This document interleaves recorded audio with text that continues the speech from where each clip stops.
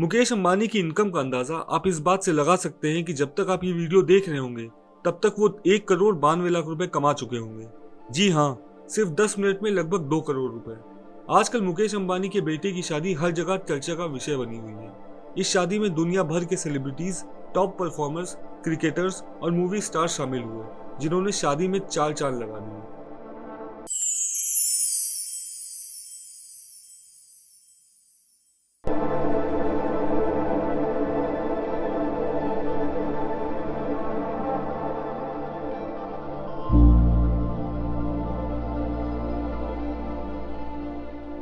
ये भी सब जानते हैं कि इन स्टार्स ने फ्री में नहीं बल्कि भारी पैसे लेकर अपनी शामिलियत दिखाई।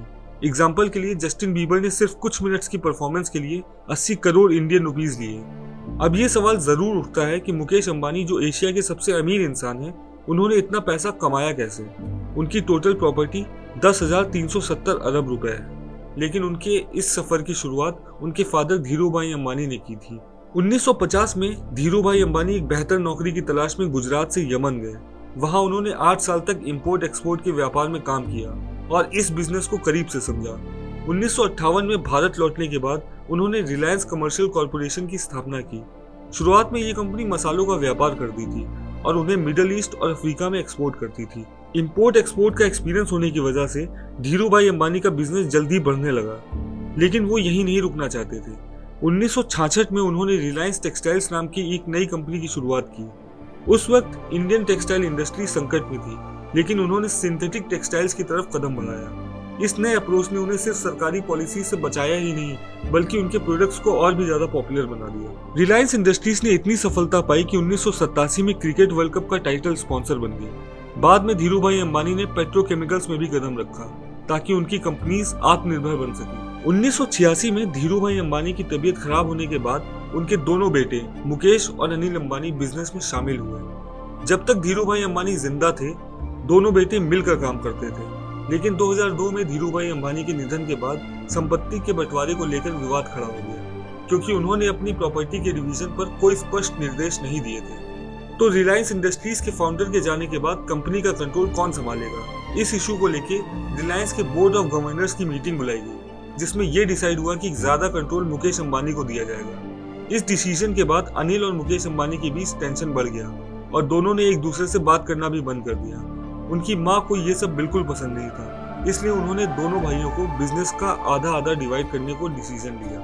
इस तरह 2005 में रिलायंस इंडस्ट्रीज को 2 पार्ट्स में डिवाइड कर दिया गया।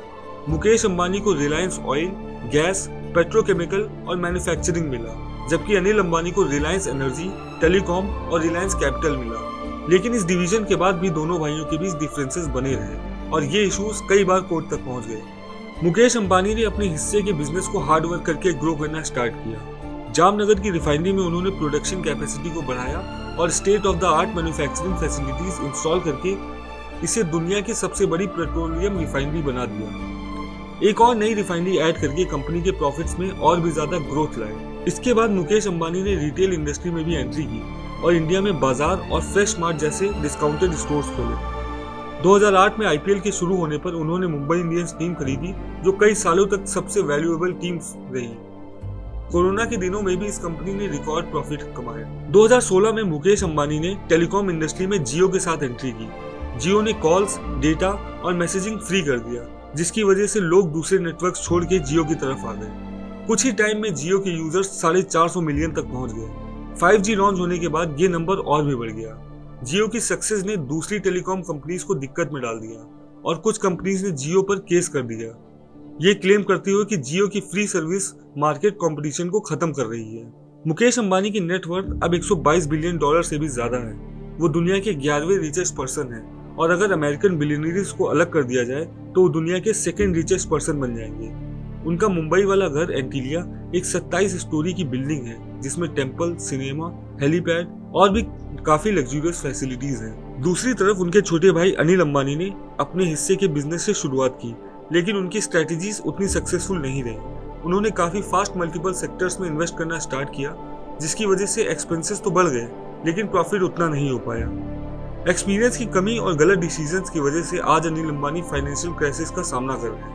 रिलायंस कम्युनिकेशन मार्केट में पहले से मौजूद एयरटेल, वोडाफोन और जियो का मुकाबला नहीं कर पाई और आखिरकार कंपनी बैंकरप्ट हो गई। दूसरा रीजन ये था कि अनिल अंबानी की इंडस्ट्रीज चूज करने की पसंद और टाइमिंग अक्सर गलत साबित हुई। तीसरा, अनिल अंबानी के ग्रुप ने खुद को डाइवर्सिफाई नहीं किया, मतलब उनकी ज्यादा इनकम हाई रिस्क सेक्टर्स जैसे इंफ्रास्ट्रक्चर और टेलीकम्युनिकेशन से ही आते थे। जब बिजनेस अलग अलग सेक्टर्स में फैला होता है तो मुश्किल वक्त में किसी न किसी सेक्टर का सहारा मिल जाता है, पर इस केस में ऐसा नहीं हुआ। साथ ही अनिल अंबानी काफी लीगल प्रॉब्लम्स में भी फंसे रहे। रिलायंस कम्युनिकेशन को एरिक्सन कंपनी का बचा हुआ पैसा वापस करना था और ये मैटर मुंबई कोर्ट तक पहुंच गया।